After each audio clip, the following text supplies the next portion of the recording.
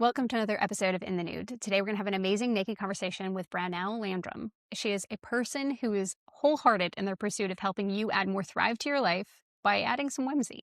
I have a question I want to ask, and we're going to go back to the whimsy. We're going to go back to that whole thing. But the first question I really wanted to ask you is, in the process of your healing, in the process of your life journey, all of that, has there been a moment, has there been a thing that helped have pieces of your life kind of fall together and have this like realization moment for you that made things come to be more real, more true, more like you could see why? Why is a big word for me. So we can definitely hone in on that, and it actually ties to that. My first book, which you may not be familiar with, is called Five Reasons Why Bad Things Happen. I like it. So when people say everything happens for a reason, I'm like, yeah, I wrote the book on it. Literally. And one of the aspects of that, one of the five reasons, spoiler alert, is subconscious sabotage. And the thing that really came to me, and I wrote that 20 years ago, the big revelation for me when writing that was when I realized the subconscious is the body. And all of a sudden, all these pieces came together. And it was like, okay, now when something happens, your body, and you probably know the statistics, I think it's like 11 million impressions a minute that your subconscious gets, but your conscious only gets 50 or something like that. It's a huge number like that. And our body is taking in all this information and it operates at a different level. And just to give a quick overview on terms of that perspective, I think we have a soul that existed before we were born and that will exist after we die. And that soul chooses a body to become us. And so when you look at those three things, whether you call it subconscious, conscious, superconscious, or call it body, mind, spirit, or whatever language you use, that's what those things are. And so, and the big revelation that I got kind of as a result of that or in relation to that is to look at your body as a separate entity and to have a friendship and a relationship with her or him. And there's a religion called the Huna religion. I don't know if you've ever heard of it. In passing, I know nothing past the name. Yeah. Well, you know the big kahuna. We all know the big kahuna is the head of the Huna tribe. So put it in relationship. But basically, it's kind of psychology 101. But their advice is to name your body and that you have a different name. And so that was the big thing, is getting her name, getting to know her, seeing her as somebody separate that I could befriend and ask questions like, what's going on here and what do I need to learn, was really a big opening for me. So that's the answer. Long answer to a quick question, but No, that's, no. Long answer yeah. is great because it's getting at, I feel very clearly that everybody has their journey, their life is a very different path, but they come across these truths, found out this, and then there's some moment where it all clicks, where it's like a zipper, where it just like, doo doo. No, it's not everything, but just those pieces come together and it makes sense for you. And so, for example, talking about your thing, I have found that me understanding that my body is separate from myself, I haven't learned it in the same way as you have, but that disassociation from my body to myself has allowed me to have a different perspective on how I interact with things, how I view myself, having this negativity that I used to have body dysmorphia. When I came to the idea that you talk about your body, right? Your spoon, your bed, your body. If you possess it, is it really you, right? And that idea for me really helped with creating an ability to get past negatively viewing the bones and meat that made up my body. And so for me, it was a different, but like that, I find the whole process very interesting because I think that it just naturally connects. Some truth comes out whenever Right. you're willing to just like explore. And so I just was curious. Yeah, yeah. Well, and then you become friends. Then you can if you can't put down your body because that's your friend. It's like putting down your friend. You wouldn't do that. So, it's one thing to kind of might attack ourselves or feel guilty or shame or whatever. But if it's a separate thing, that's when and really getting to know him or her. And it's like, what do you want to do? What do you want to eat? How do we want to do this? Where are you going? What's the message you're trying to give me? It was just a huge opening for me. That's the way it worked for me. So I have a question. How did you get onto the trail of whimsy? How did you get on the trail of wishing? Yeah, shameless plug, but here's my book, The Art and Science of Wishing, which is kind of how we got to know each other. I'm a storyteller, not a scientist. And so I was writing a semi-autobiographical book that's kind of a magical realism kind of novel, and it's written in 4 parts, and so there's Mhm. more to it that I can get to the first 3 parts, but I was thinking to write the 4th part, and I thought, I'm gonna write about this world because it's all written from the point of view of what I call the upstairs. And so you imagine if you're up there and you're going, "Those humans, what are they doing?" "How's that working?" That's kind of the perspective of it. And, the 4th part, I thought, I'm gonna write about the world of wishes and wishing upstairs. Like, what would that look like? I called it Astrea, which is a Greek goddess of, like, balance and justice and truth, right? Which is I just thought that really worked. And it's got, like, this place where all these wish fairies are running around, and they're granting wishes, and they're sorting wishes, and they're gathering them, and, I mean, it's got a cosmic wish cafe, like, it's got all these places where they're, like, in a wish observatory and a wishing science lab and all these different places. So I was just having so much fun in this imaginary world that I was creating. But while you're creating a world, when you're writing fiction, you have to define things. You have to do your world building and you have to, like, okay, how does this work? What is this? So I had to kind of define, like, what's the difference between a wish, a prayer, and a goal? And what is a wish? And how does that work? And how are wishes answered? So I had to kind of come up with some frameworks that were going to work for the story. And then one night I'm listening to a science lecture on neuroplasticity. Mhm. Okay, and so, Mhm. and I know what I've seen, you talk about that, right, and the importance of that, right, and it's a really important scientific aspect of how do you change your life is neuroplasticity is Plasticity, yeah. basically on the brain level, how it works, right?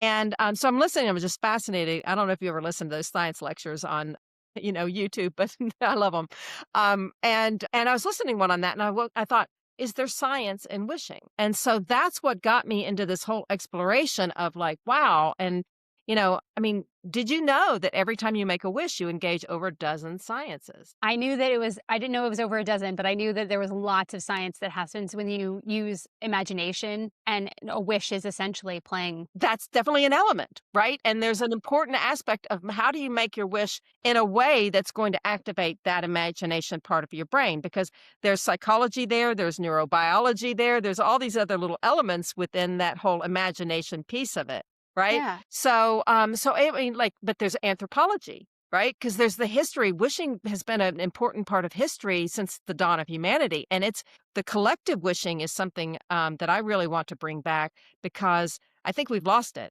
And I think that's one of the issues that we're dealing with. But in history, we had collective wishing rituals that people would get together and they would be, whatever words you want to use. And I like wish, you said whimsy, and I like the idea of wishing being considered, we look at it kind of as whimsy and it makes it like when you think of the word wish, it's like wish, it's got this beautiful kind of flow energy to it. But then when you start looking at the science, it's like it's so much more powerful than that, right? And so, yeah, so it's important to look at the like anthropology. Let's get wishing rituals back together. If we were pulling together and wishing for world peace, we could be making that happen because the neuroplasticity, and I'm sure you know the reticular activating system, and we can go off and know these it's gonna look for the answer to that, right? So that's kind of the one of the concepts in the book is I get into, like, a difference between a wish, a prayer, and a goal, and what's the difference between a wish and a cosmic wish, which we can go down those paths.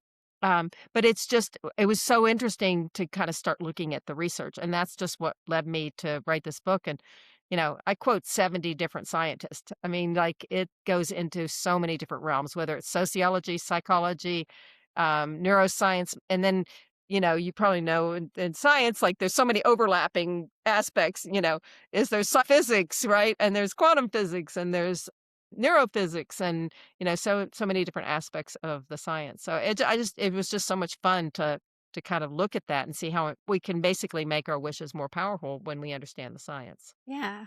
It's amazing how everything can interlace in your body and society and the healing journey, but something that you could just dismiss easily as a childlike thing, Yeah. play, imagination, wish, and how I have found so much to be the fact that kids, whether you realize it or not, when they're left to just be children, have more wisdom in what they do than most adults. My kids innately express how they feel and know that a feeling if they have a big feeling, if they just express it, it'll go away. And they wish and they dream and they imagine and they play and they rest and they know that things will pass and they of course have childlike things, but I think it's amazing that you've gone through and in this book shown how that childlike dismissive wish connects to how we can view things. Like we were talking about the reticular activating system, and for anybody who's listening, it basically it's the part of your brain that decides you decide something is important to you. Like you buy a car and you didn't have it before, and all of a sudden you're seeing that car everywhere. That's your reticular activating system saying it's important to Rachel. We're now going to pull it out. So if you're wishing for world peace, that means your brain's going to start looking for solutions. It's going to start looking for more peace in the world, more avenues to get there. And the more That's you right. focus on something, the more you bring it about in your world. That's And the right, more we and do that, neuroplasticity says you're yes. training your brain to be thinking about it, and it becomes second nature, like, that's who you are. You're somebody who wishes for world peace, and when you start doing it this is when it gets really cool, is when you're doing it together, right? And you're doing it with others, and so you've got m multiple people, and if you add a ritual to it, and that everybody is doing that same ritual every day for that same wish, that's the multiplier that's, like, extraordinary. So Yeah. it's not just 1 plus 1. I the math is like 4.2 or like this like weird math as far as the science of you add, 2 people and it's 4.2 and then you add 4, I don't know it's not like very simple mathematical formula. Yeah. But, Yeah. but yeah, wishing together so you can imagine the power of that. Like I am wishing as well as this other 5 or 10 or 100 or 1,000 other people are making the same wish. That's when we're all activated, right? We're all collectively activated and we all have the same vision and our mirror neurons, which I'm sure you know about too, right? Is that we're jiving. We're both on the same level. We see that and we're not looking at each other. We're looking together in the same direction. Yeah. So And there's also yeah, it's a so cool connectivity stuff. to it. Yeah, yeah, exactly. And that's where a ritual, like whether it's, I mean, like we all know about blowing candles on a birthday cake or throwing a coin into a fountain. I did some research on it and it's in the book. Is like from 50 different countries, the different wishing rituals. And there's so many interesting rituals that other countries use that we might not in other cultures. But yeah, if so whatever the ritual is, I mean, you could decide a certain time on the clock. That's when you're going to make your wish. I've got somebody thinking about a wish circle where every time they see a mirror, they're going to make their wish, right? And another one wishing for animals, a world to be a safer place for animals. Then every time they hear or see an animal, then they make their wish. So whatever that is, but then you've got this bonding with other people that, you're making that wish together. Yeah. Yeah, there's just so much cool stuff. There's definitely a fortification that happens with people when you know other people are united in the same type of front because you can get past so many differences because you focus on that one thing or those multiple things that you all have, right? Because most people have the same problems, they just have different solutions for them. And then when you come together with a similar mentality, even if it's just the whimsy of a wish, you both have that heart for the world to look different because who wishes for something bad, right? Most people Well, are and wish that's important. That's an important thing. Actually, people do. they do? Okay. Or they're wishing in the wrong direction for that, right? In fact, you mentioned kids. I have a children's book too, little another shameless plug. But this is where it tells kids about how to it starts out as the little boy and he's like, "Oh, wishes are silly. They're not science." And then he gets taken to that Astrea place, and this wish fairy shows him like, here's what happens when you add science to your wishes. And so it's a little bit of a science lesson. But the principles in this particular book are the 3 Ps of cosmic wishing. And the difference between a wish and a cosmic wish is when you add the science, right? So you can have let it go. But then when you start adding this stuff that we're talking about, then you're starting to really make your wishes more powerful and more in your control. But the 3 Ps are peaceful, positive, and purposeful. And so, for example, on peaceful, it's how you're making your wish, like your energy going into the wish and what you're wishing for. Right. So it kind of has a double duty. And then there's an example of like a girl before and after taking a test, and then she adds the science because when you mentioned about getting peaceful is a really great thing because the polyvagal system, which I'm sure you're familiar with, it's going to calm you down and that makes you more creative and that's going to make you more likely to find the solutions to whatever problem it is, right? And then positive, back to the point of the positive, is there's a scene where there's a kind of a preteen girl and her little sister is trying to get her attention. The preteen girl's got her computer and books all over, and she's like, I wish my little sister would leave me alone. I'm too busy, right? So that's a wishing against and not for. right? So it's not necessarily wishing for something negative, but it's wishing against, right? But then they add the science of positive, and the after picture is the wish is, I wish I had more time for my sister. And then she finds time for her sister, right? She's going to be finding that solution. And then the last one is purposeful, and that's when you know you're making your wish that is helping other people.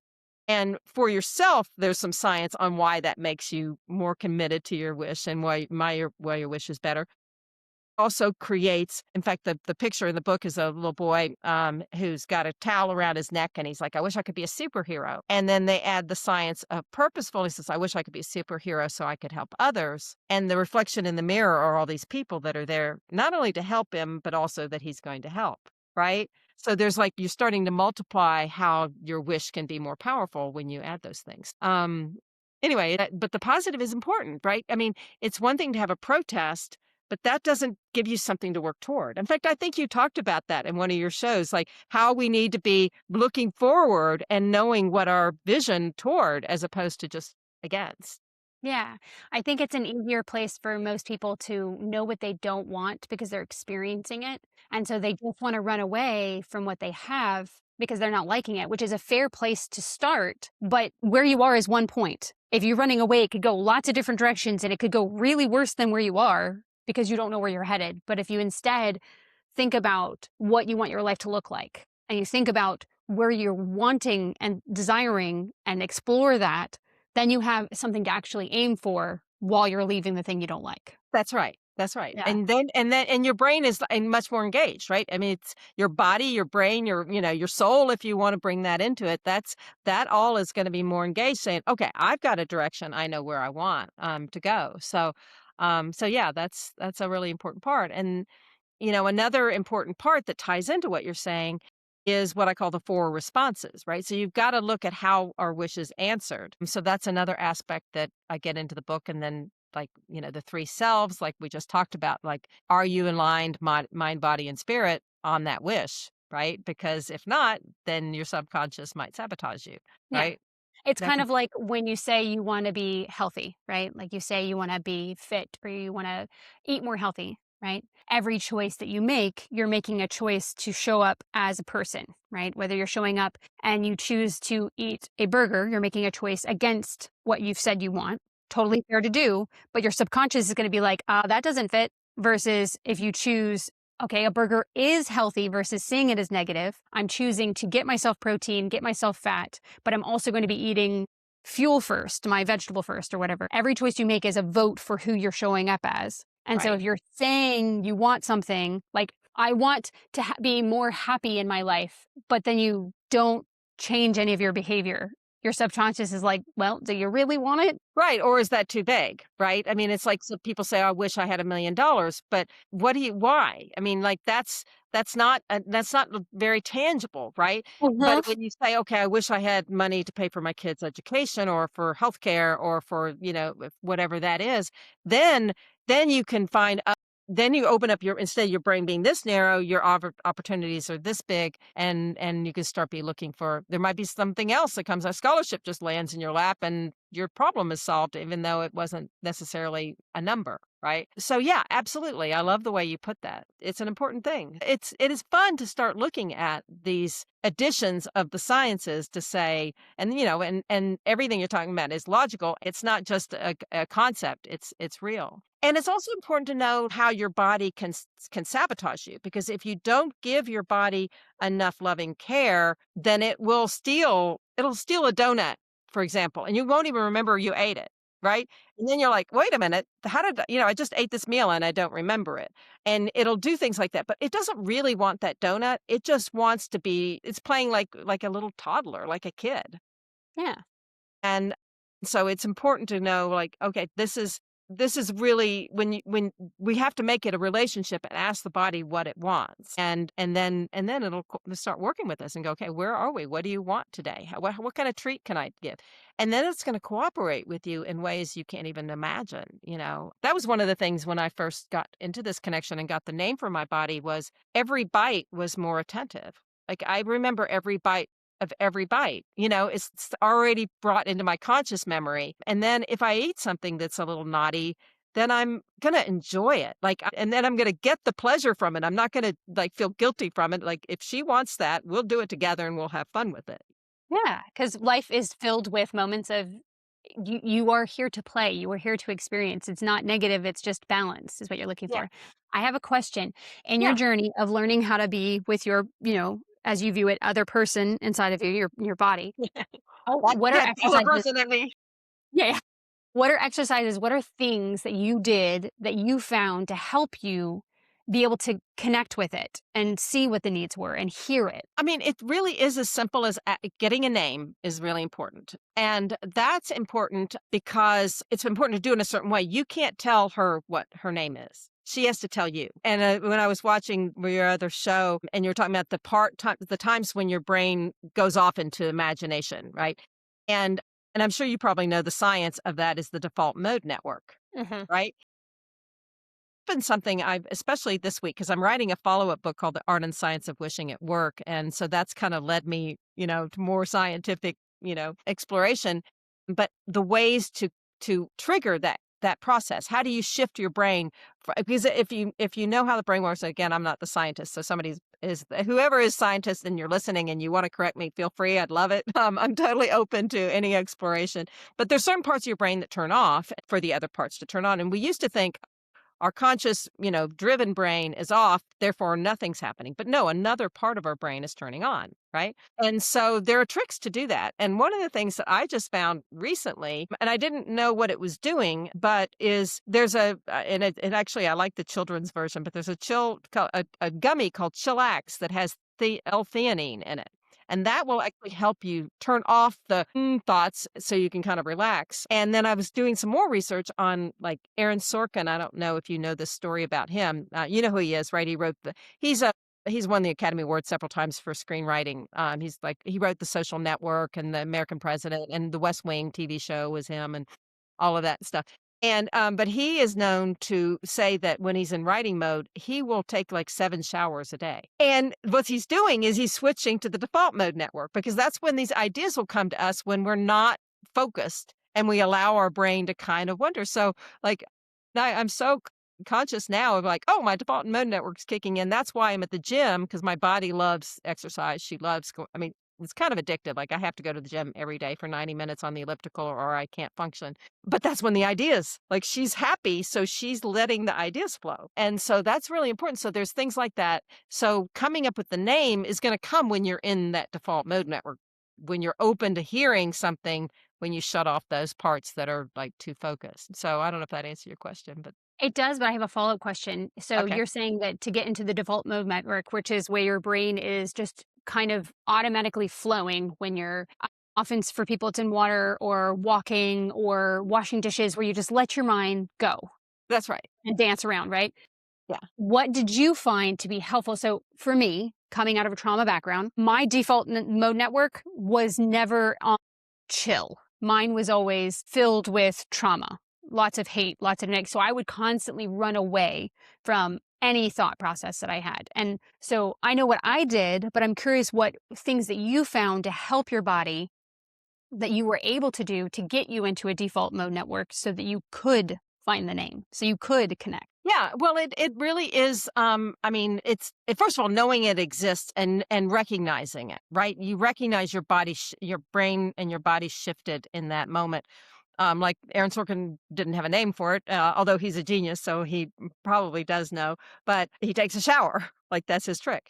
And it happens for me if I don't give her the exercise, if I don't give her the things she needs, then there's the communication is shut down. And sometimes, and this is a little kind of a way around your answering your question. Let's say you've got a huge project and you've got to hunker down and you've got to finish it and you got to work really hard, but your mind's bouncing all over the place. You pop over to Facebook, if I pop over to this, you're, and that's when you're letting it out of control, right? And so one way to bring it into control is you can say to your body, look, if we can get this done by noon, we can play this afternoon.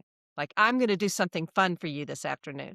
And the body will go, okay. I mean, it'll just be right in on that. One of the examples I love to use too is kind of imagine that you have a neighbor walking their dog and the dog runs off. Usually what happens is that they either yell at the dog or chase the dog.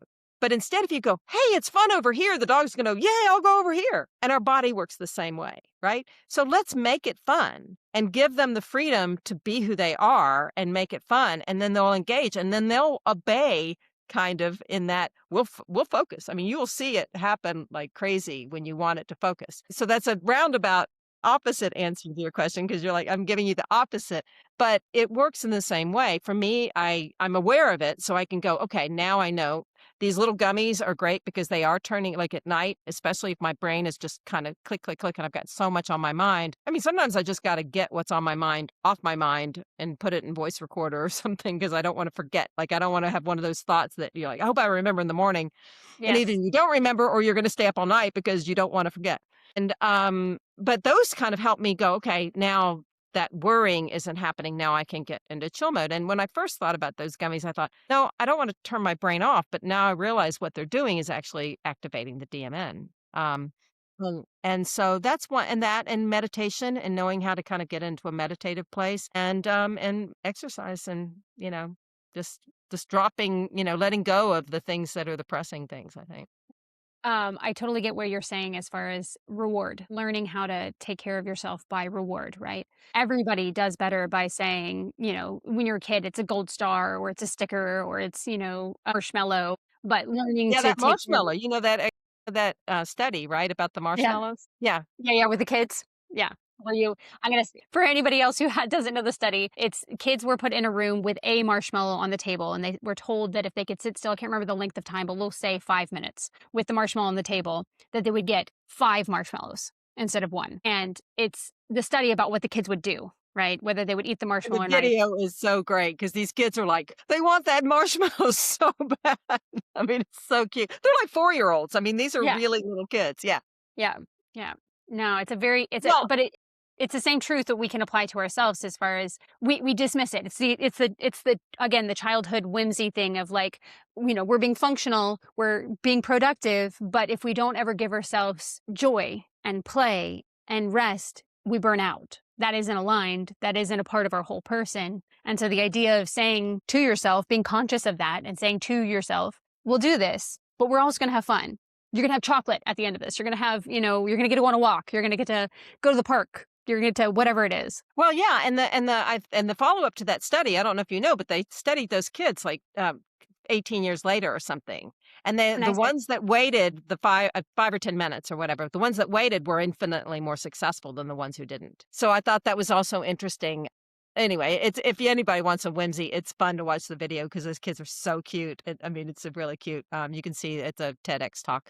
Um, but anyway, yeah. So reward is one way to do that, and that's also with kind of circling back to the wishing is it gives us something generally you want it to be fun, you want it to be playful. If it's going to give you kind of downer energy, then that's not the right kind of wish. It needs to be something that makes you happy while you're wishing it. So absolutely. It's a intentionality of bringing more joy, more focus on what you want and a different exploration of it. It's very interesting how much any choice you make in your life can connect to so many unknowns. It can be overwhelming, but if you decide to view it like it's an adventure, if you decide to view it like the amazing science that it is, the choice to go outside and the way your body, the science of how your body responds to that, or when you eat a nut or you drink a cup of water, like any of it and how it all impacts. It's very fascinating. So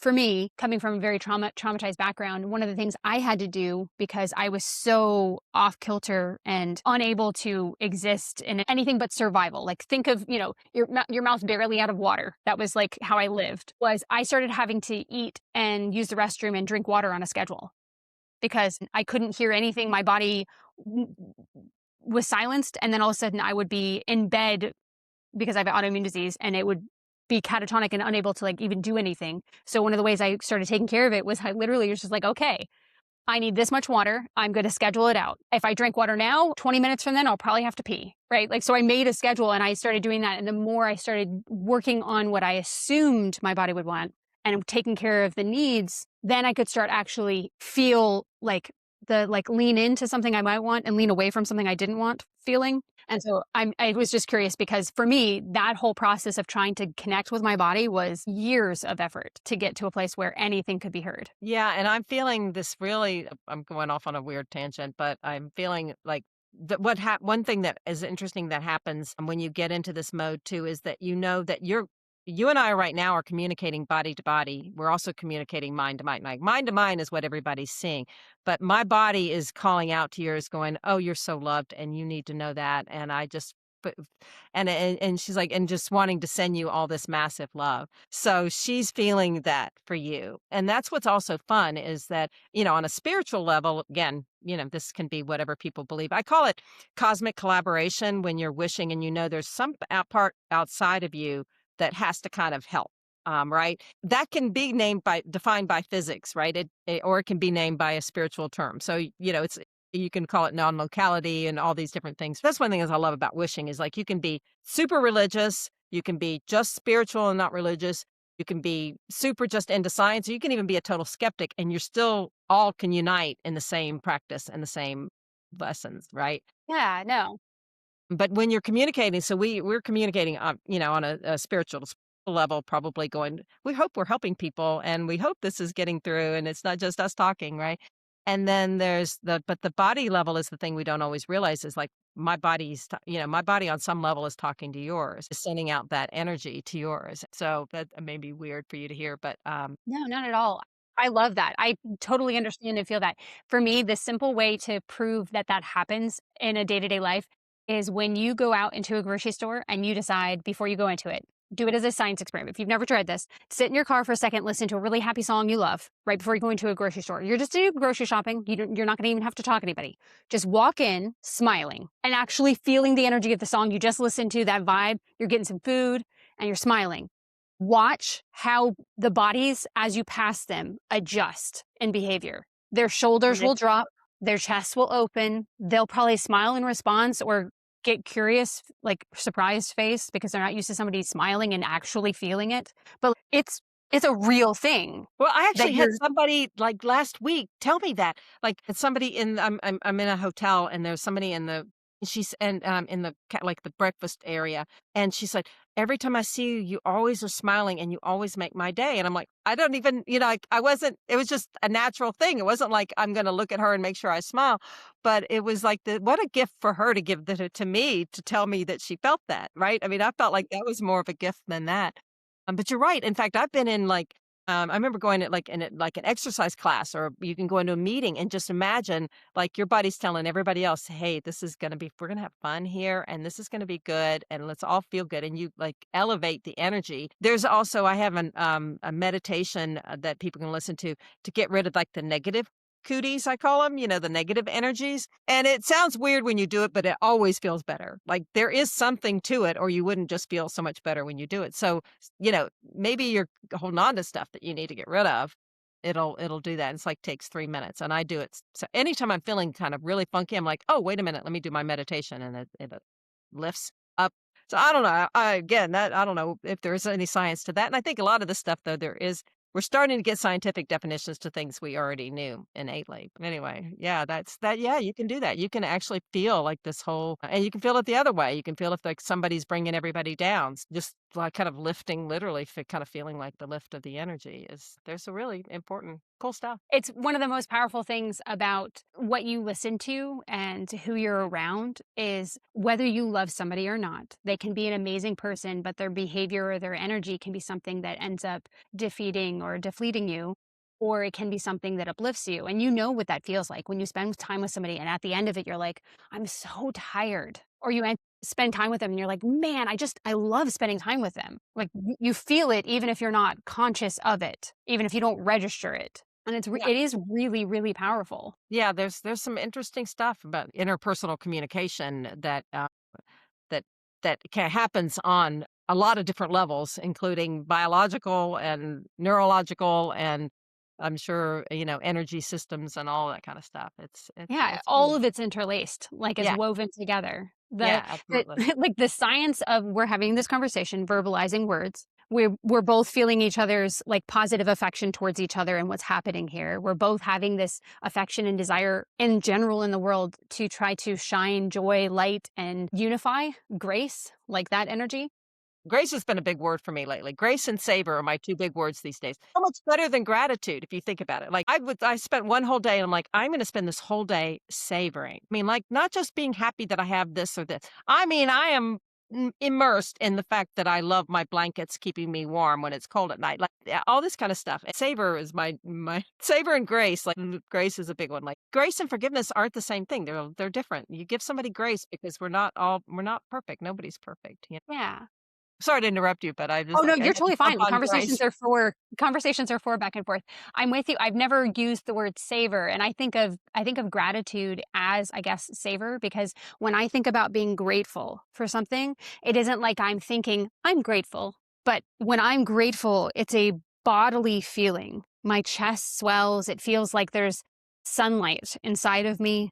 I'm not worried about the next moment. Like this morning, my son leaned on and just snuggled into me. And I sat there and my mind had been going to the next things. And I stopped and I took a deep breath and I was like, the next thing doesn't matter as much as this does right here. And so I just sat there feeling his weight on me and thinking about who he is and and I just savored that moment because I knew he would get up, he would move, we'd move on and get the things we needed to get done in that moment. Being grateful that he wants the affection, that we have that relationship, that I have the affluence and the privilege to have been able to be present in that moment. Right, and you can anchor that moment now. So if there is a time when he's being a pill, right, or he's pulling away or whatever, then you're like, then you've anchored that moment. You haven't just, put it in one of those 11 million things that you experienced that didn't hit your conscious mind, right? You sat there and you were able to bring that in as something that you can return to as a Yeah, significant thing. So no, that's for really sure. important.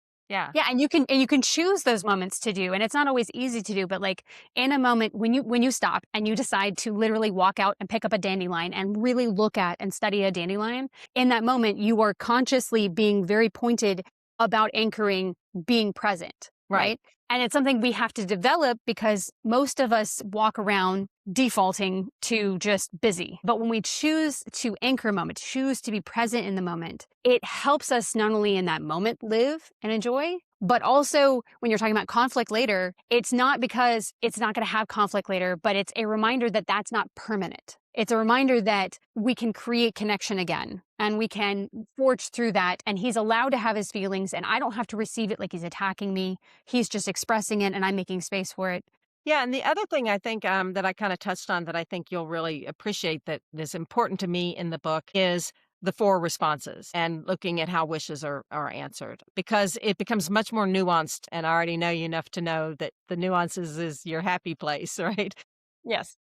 And you probably never had anybody say that to you exactly that way, but I think that's it, right? Is, the 4 answers are yes, you get what you wish for. No, you don't. Wait or something better. And what's interesting is that yes isn't always the best answer, Mm-mm. right? And when we start realizing that, then we can understand that my mind is interrupting me going, there's something else I want to tell her later. And then I'm like bouncing around in my own head. But anyway, we might get something and it's not that satisfying.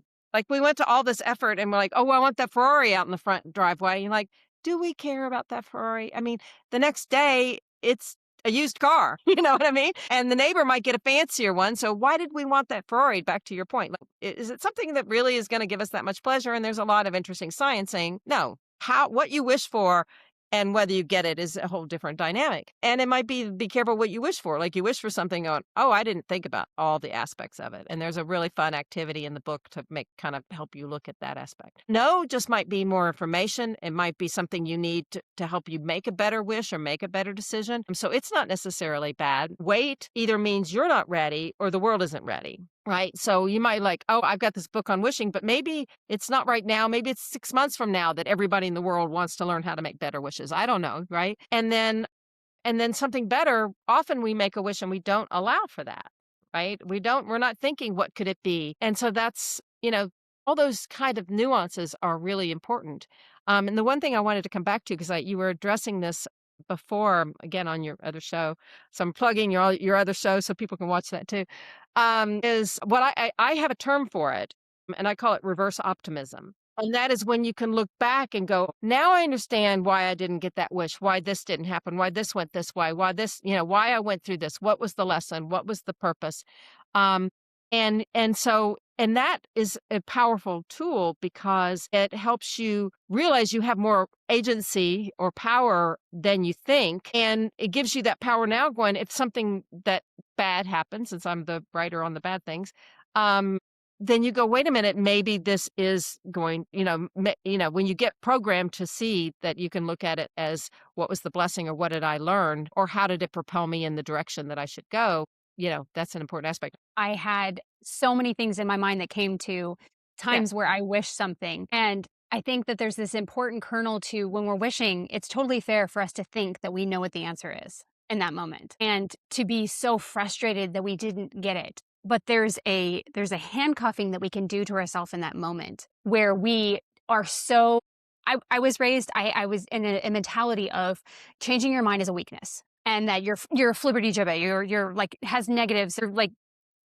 wasting time and space, you're frivolous, you're like all negatives to the idea of changing your mind. I'm But the sorry. more it's okay now, but the more I study science, the more I study nature, flexibility of thought process is powerful strength. And Powerful. so powerful. Yeah.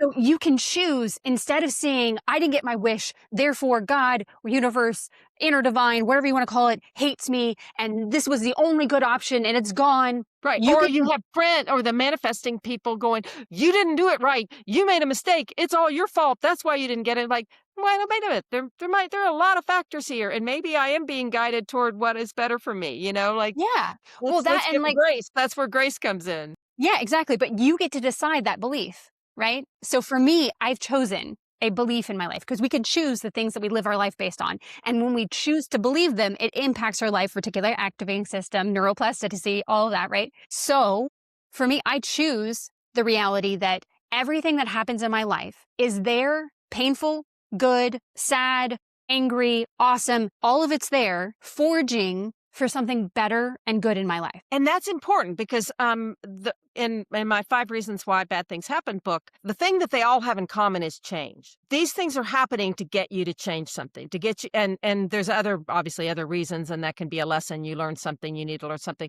You know, maybe your past experiences were what you needed to become who you are today so that you can help others going through that same thing. I mean, there's so many different nuances. But if we're going in the wrong direction, then that's when bad things will happen to us, getting us to nudge to it. So it's the blessing and the bad thing that's going to get us there, but we have to know that that's there.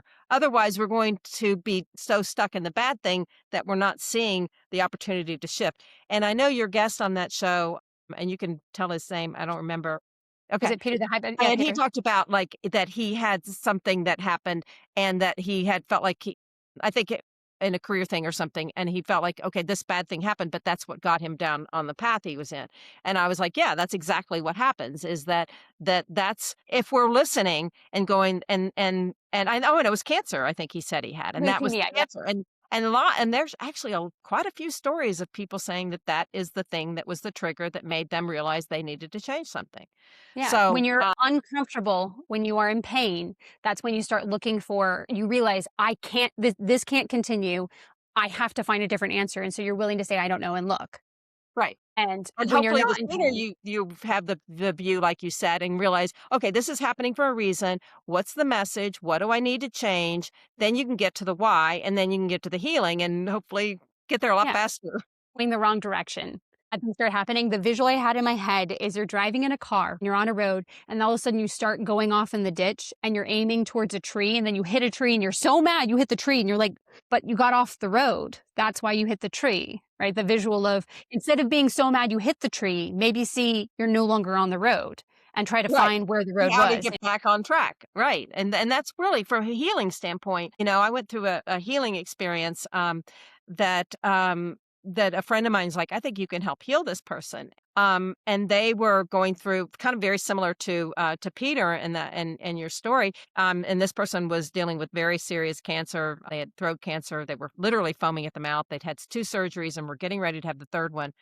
And I said, "Why did this happen?" And his higher self came in, answered the question. "I'm supposed to be doing this. I'm doing this. I shouldn't be going this direction." I mean, like, when he was finished, he was kind of like, "What was that?" And he ended up being completely cured.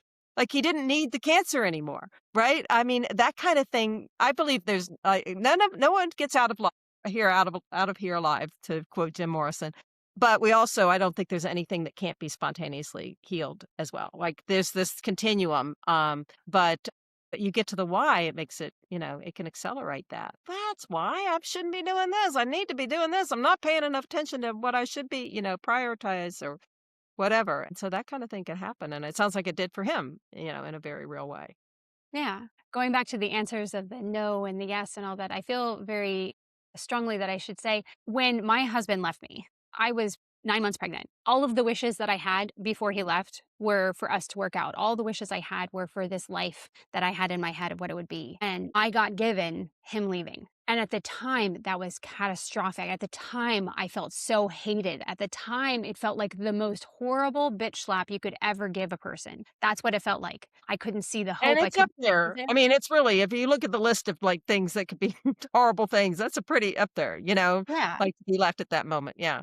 Yeah, and so for me, like, at the moment, I was like, Why?" So much anger, so much hurt, so much I now and it wasn't even that long after it happened, it was just a couple months afterwards, and life was still chaotic and all that, but it was the gift that was given to me was way better than I could have ever hoped for, which is me on my own, which doesn't sound like a gift. You were raised to want to have another person, but me on my own, learning how to love and fall in love with myself, Well, and you had learning a how new to create baby safety. too. Yeah. Then you were like, "Okay, well, maybe he's not meant to be in the life of this baby," you know? I don't know where it went from there, but yeah, well, and I went through a period a number of years ago where I got into victim mentality. I really I look back and I think, "Okay, before this lifetime," I said, "Okay, I wanna check that box. I wanna know what that feels like." And there's a lot of power in that energy, right? I'm a victim, and then you find other people and like, "Oh, yeah, the world is awful, and let me tell you about this, and people are awful, and you should do this." And there's like this cult of victim energy that you can get caught up in. And it took me maybe a year to really process and understand that, and get beyond that because it's really easy to get stuck in it. And I had a friend who was, and then he's very kind of like very strong man, and when I was like I had to tiptoe around, you're kind of carrying on that victim thing, and it was this huge revelation for him once he finally opened up and realized that. So we have to be careful of that because there can be energy. I don't know if you know the David Hawkins power versus force. Do you know that research? Oh, I don't. It's really incredible. I talk about it, in the book, obviously, but he talks about energy on a scale, and basically the lower levels are like shame and anger and despair and that kind of thing, and then the higher levels are love and courage and peace and joy and those kinds of things. And so the lower levels are the force areas, like everything is a force. We have force, like especially when you look at leadership, like I'm going to dictate to you, I'm going to tell you what to do, I'm forcing this, I'm making sure you don't go, my way, the highway.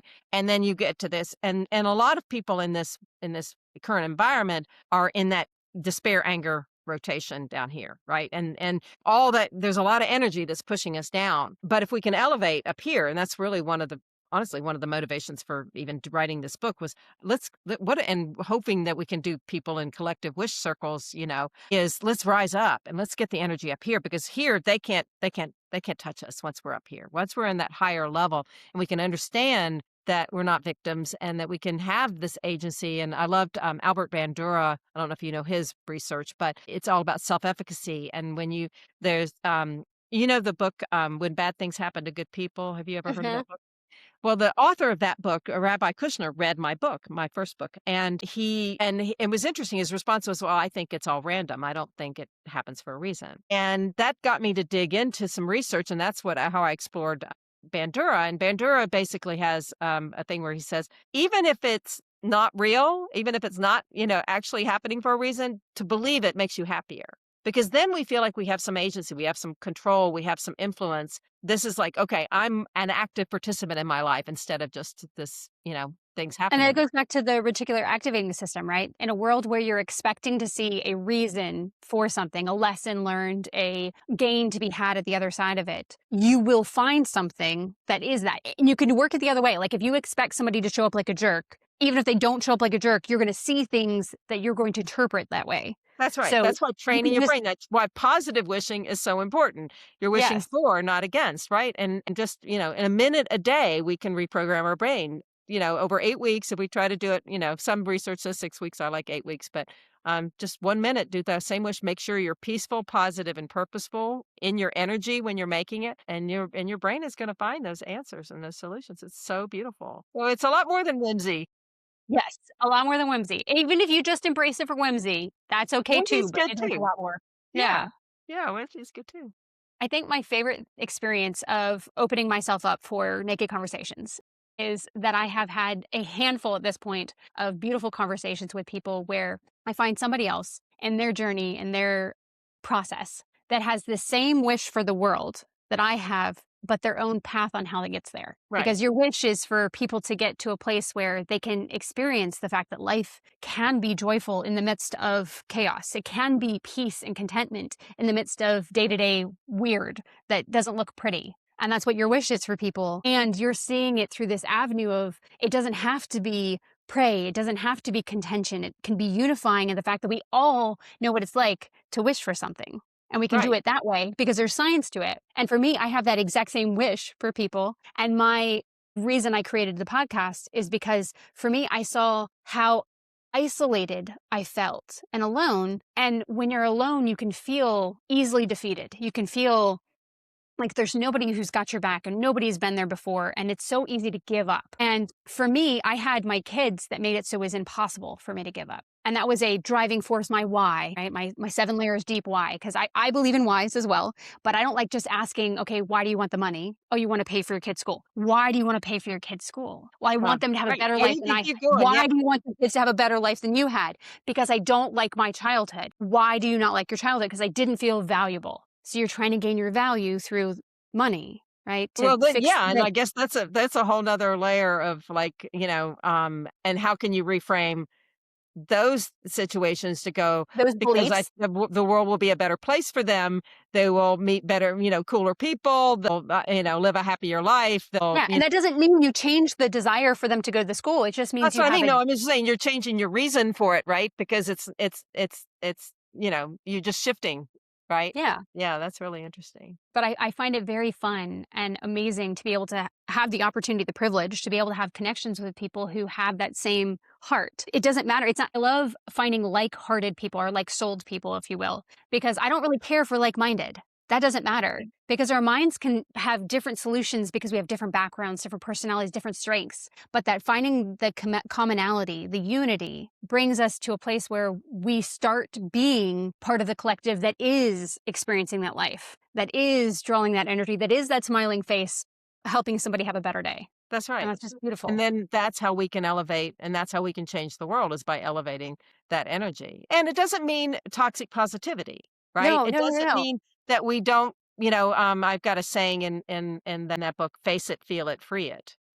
Was that the title of the book? Face it, feel it, free it? No, that's just one of the kind of the activities in the Okay. 5 Reasons Why book, right? Is Yeah. that, that we sit there and suppress it, and that's gonna make it worse, and that's another way to connect with our bodies, but it's like, okay, if we can because the toxic positivity and some of those things are basically kind of saying "F you" to our bodies, right? We're like, "You're not smart, you're not important enough for me to listen to you," and those things are real, and so you suppress it, it's just gonna make it worse, so It's just going to what is come back. it? Yeah. Face it, feel it, free it is that little and I also have like another kind of meditation like let divine will fill my heart and guide my actions. And you breathe in, fill my heart, and you breathe out, guide my actions. And so that's a part of that. The wishing too is just the whole word of wish. I mean, it's just such a beautiful word. I mean, like, it's just wish. I mean, it's just, versus goal. And, by the way, I didn't kind of say this in case anybody is like, why? She didn't explain. A goal is generally something in your control. And a prayer is usually when it's completely out of your control. And a wish is that beautiful in between. that it recognizes there is a piece out of your control, but you turn a wish into a cosmic wish and get more control by adding the science, right? So just in case anybody's like, wait, she said she was going to say that, and I want to make sure to say that. But that's the important thing, is like goal is like this hard word, and even prayer is like this hard word, but wish is just kind of allows us to relax and let it happen. Yeah. I wrote this down before we joined, and it's just a quick line. Joy is a choice and a wish with actions to match. And that's basically what you just said, Yeah, yeah, is and that, those actions we've already said at the beginning, like those are you're gonna, if you repeat the wish, because I the repeating thing is important from a neuroplasticity standpoint. It's also important if you're into the spiritual mode of, okay, I really want this. Like this is important. If you just say it once, how does the powers, whatever that's outside of us, how does it know it's something that matters, right? So the repeating and getting clear, and then I'm gonna reprogram your passing you can't change is like it's a constant state, and I talk about, here over the 8 weeks, reframing it, like, get past there's a whole activity on wants versus needs, right? Because it may be what you want, but what is it you need? And this is fun to look at your favorite movies, and not all of them, because not all of them have the same kind of arc, but if they have a hero's journey kind of story to them, then it will generally start out with the character wanting something and not getting what they wanted, but they got what they needed. Like, they didn't exactly get what they set out to get. They maybe got something better, or they got something that they needed. Like Luke Skywalker wanted an adventure with his friends, but mhm, look, he needed is to find his purpose, right? So constantly allowing yourself to nudge your wish and kind of expand on it or reframe it as you learn more about what you're wanting is also really important.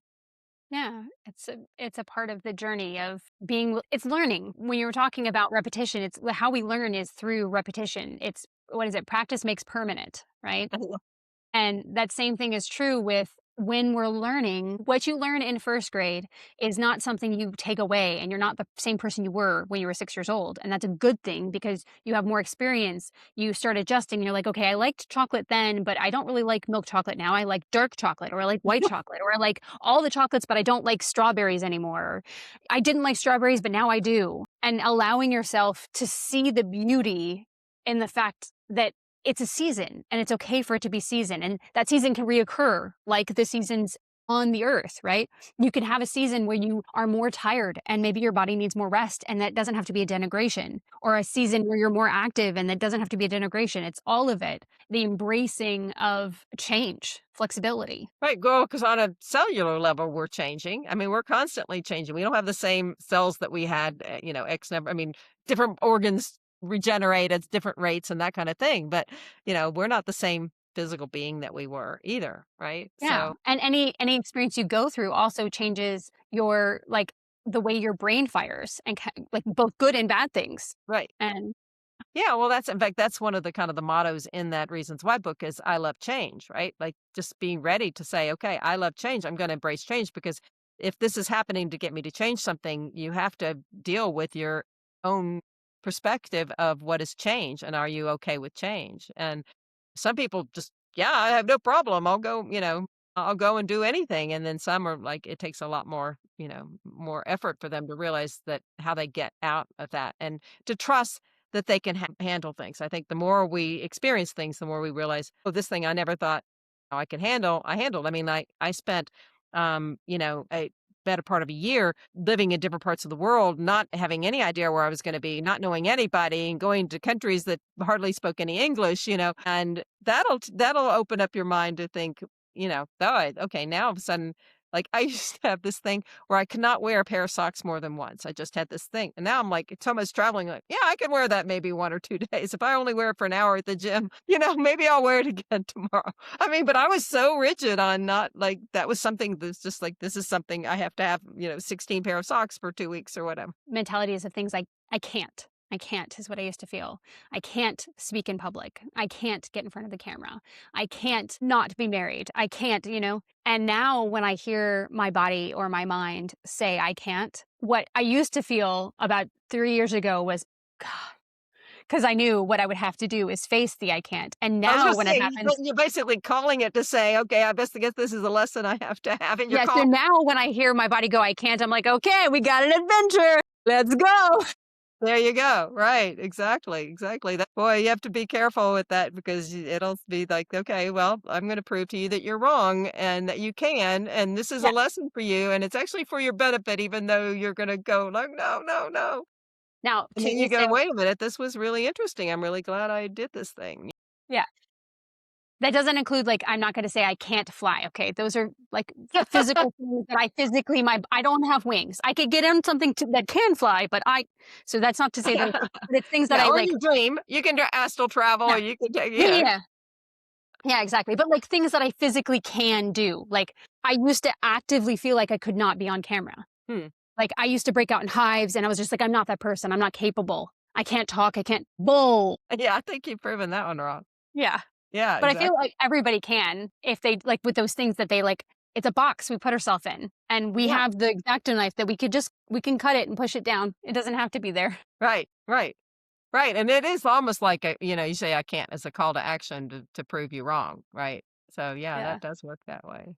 Absolutely, Well, yeah. this conversation has been fantastic. I've very much enjoyed it. If other people are wanting more of you, Brunel, where would they go? What would they do? Okay, well, I'm the only Brownell Landrum in the world, so it's kinda easy to find me. My books are on Amazon. I have, fiction and nonfiction. I have, the, Art and Science of Wishing and then the Cosmic Wishes for the children's book, that are my new books.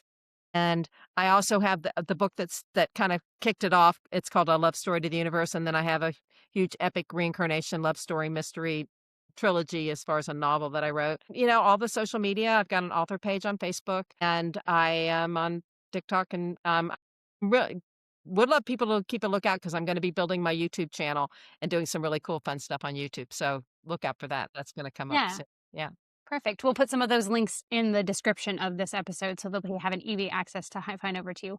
Thank great. you so much. This conversation was fantastic. If you It was listened to great. this and you found benefit, if you found help, or you thought of somebody that might benefit from this amazing conversation about wishes and getting a life that has more thrive, please share this to somebody else you know. And be sure to check out more Brunel and more of these episodes.